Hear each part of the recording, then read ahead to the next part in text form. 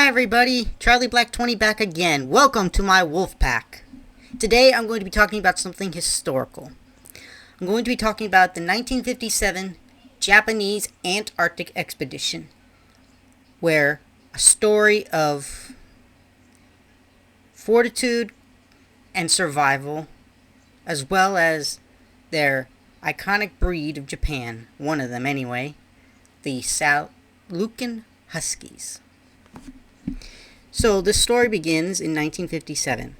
Japan, to get back on the world stage, is sending an Antarctic expedition to the south, where the icebreaker Soya lands a crew of 11 men and 19 Salukin Huskies, where they will winter over for 1 year until the Soya comes back from Japan with a second team and new supplies.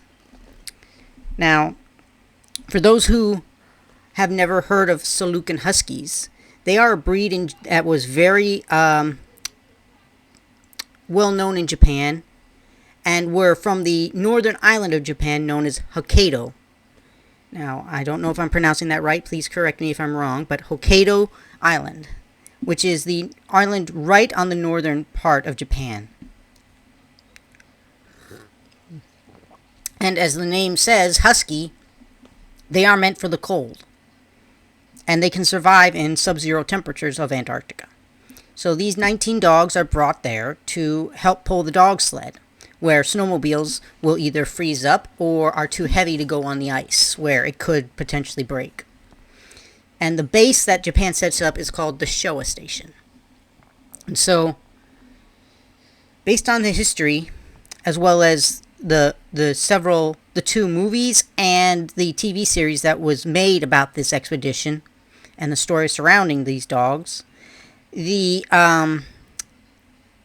expedition team, 3 of them, 2 of them dog handlers, another scientist, head to this mountain called Boat Newton to basically explore, as well as kind of place the claim of Japan, reclaim the pride of Japan after losing World War II.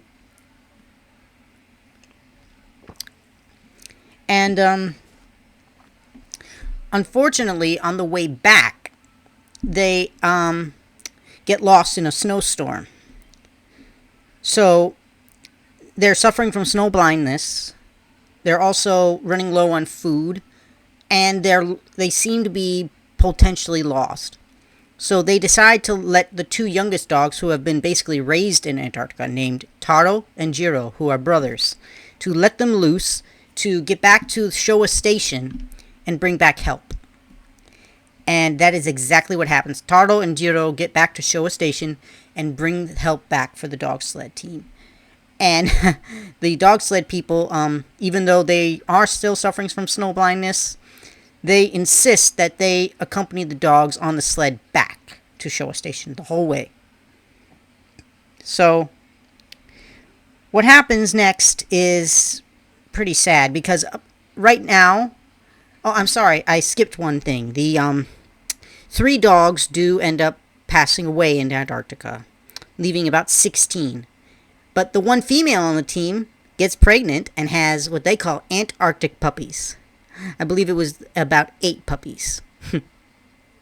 So, the second expedition is supposed to show up soon, but the icebreaker Soya gets stuck in the ice, as well as horrible weather. Like, the weather is horrifyingly bad, and the ice is trapping the Soya.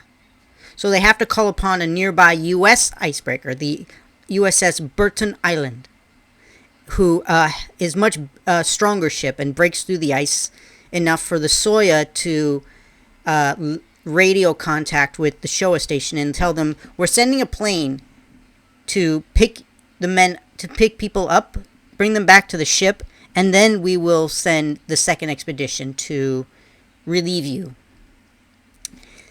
Before they leave, the dog handlers chain up the dogs. They tighten their collars because they don't want to be embarrassed if the dogs are running loose when the second expedition shows up. But they also leave them approximately a few days to a week's worth of food. They take the female as well as her puppies on the plane and get the 11 men and the puppies and dog back to the ship in a handful of trips. But then the call from the USS Burton says that there is horrible weather coming. We're getting stuck in the ice here. We need to go to open sea.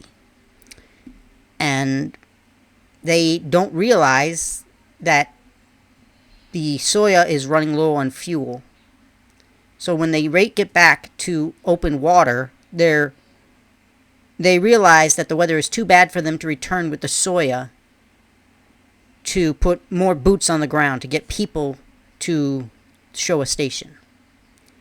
And that the ship is damaged. The rudder, the steering, the hull. So they are worried about the potential of Soya not even making it back to the nearest port. So the captain and leader of the expedition announced that they are not going to be returning to Antarctica for that season, which effectively means they have stranded the dogs on their chains, 15 Salukan Huskies. And the dog handlers beg the captain to reconsider, to at least send the plane a couple of times to get the dogs.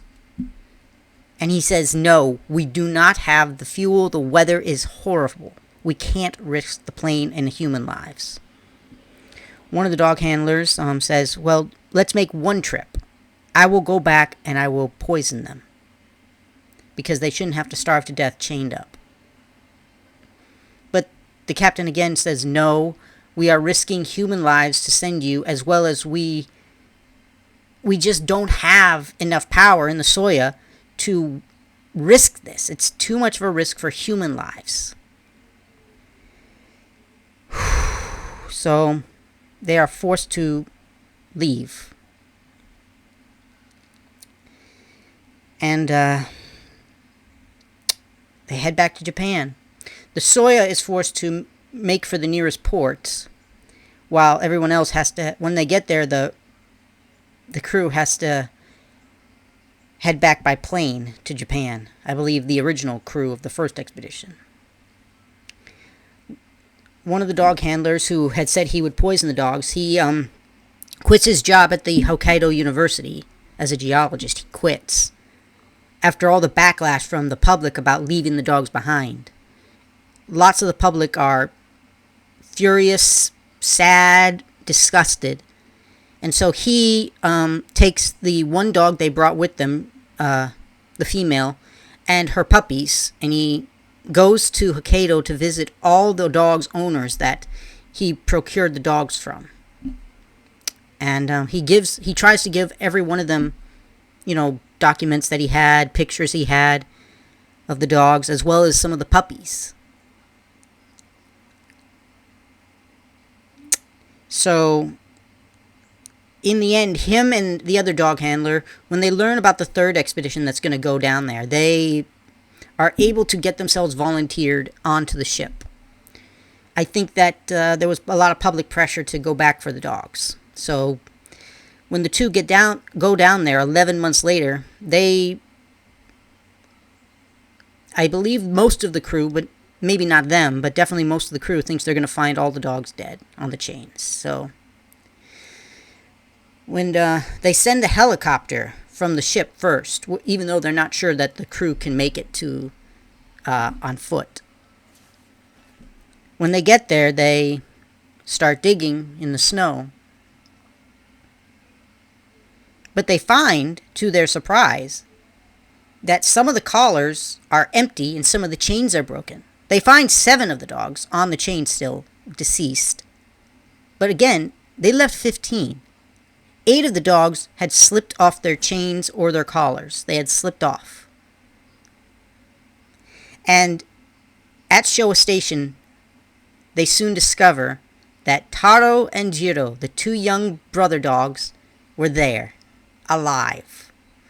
And it was considered a miracle that these 2 dogs had survived in Antarctica on their own for months. 11 months, almost a year on their own.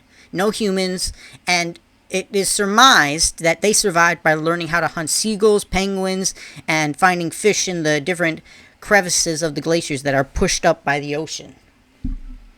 So they do try to find the other 6 dogs, but there is mostly no luck in finding them. So they are put down as lost at sea or disappeared. And Taro and Jiro are celebrated as heroes of Japan in fortitude and just amazing miracle. What happened to Taro and Jiro? Jiro, even though he was younger, he stayed in Antarctica for another year as leader of the new team, and unfortunately, after that year, he passed away. His brother was in poor health when they found him in Antarctica, so they brought him back to Hokkaido University, where I believe they used him to study Salukin Huskies, as well as maybe as a breeder. But in 1970, he did pass away to old age. Both of the dogs were taxidermied and are now on display at Hokkaido University, as well as there are statues of Taro and Jiro, as well as 2 statues to the whole dog team. Now, it's a great story, one that was made into a film from Japan in 1983 called Antarctica. You can find it on YouTube for free. You also have the Americanized version, very loosely based on the same thing, called 8 Below. And lastly, which is probably not known very much outside of Japan, but when I found it, I was like, holy smokes, this is awesome. It's a 10-episode series on the whole expedition, about how the expedition got started in Japan, to finding the dog team, to going on the expedition, to staying over in winter, to leaving the dogs behind, to going and getting the dogs. And how their dog handler especially was determined to do everything he could and became very close to the dogs. So I recommend going to watch Antarctica. You can watch either the Japanese version, which is subbed, and also 2.5 hours long on YouTube, as well as the English version, which is, English dubbed, but only 1 hour and 45 minutes long. I would suggest going to watch that on YouTube. It's free. 8 Below, I know you can watch it like on Disney Plus. So the movie is good. It's got a good sense of what was going on, just in a more modern century, and an Americanized version of it. And also a little cliche, but that's just my opinion. The TV series, they can't use the real Salukin Huskies, because unfortunately, Salukin Huskies, despite their popularity in the 50s and the 80s after the movie, are very close to becoming extinct as a breed, because there are, I believe, 3 to 7 full-bred Salukins, so they are not viable breed anymore, it seems, which sucks. But, so the TV series couldn't use real Salukin Huskies. The original movie did, and in the Americanized version, they used Siberian Huskies and Malamutes. Now, I'm going to say the names of the dogs that escaped their chains, because this is interesting. There's Riki, the leader of the dog sled team. He got off his collar. Taro and Jiro, as I said before, brother dogs. Jakku, Shiro, Anko, Deri, and Kuma from Furen, because there were multiple Kumas. And the thing about Kuma is that he is actually Taro and Jiro's father. Now, those other 6 dogs, Riki, Anko, Deri, Jakku, Deri, Kuma, they did not make it. They disappeared. Lost at sea, as I said. That's what they put down on the paperwork, I guess. The other dogs, their names will be posted on the description box. And one more thing. None of the dogs that were deceased on their chains showed signs of cannibalism. None of the dogs ate their friends, which is pretty admirable if you can think about it that way. So they had to go out and learn to hunt on their own, even though they had probably no hunting experience. So I'm suspecting that the older dogs, like Riki, who was actually the oldest as the leader, and Kuma, who was the father, probably helped them learn. Now, really quick, there was some scenes in the movies and the TV show that I think are actually totally true and might be very likely to be part of the real historical record, even if I don't know for sure.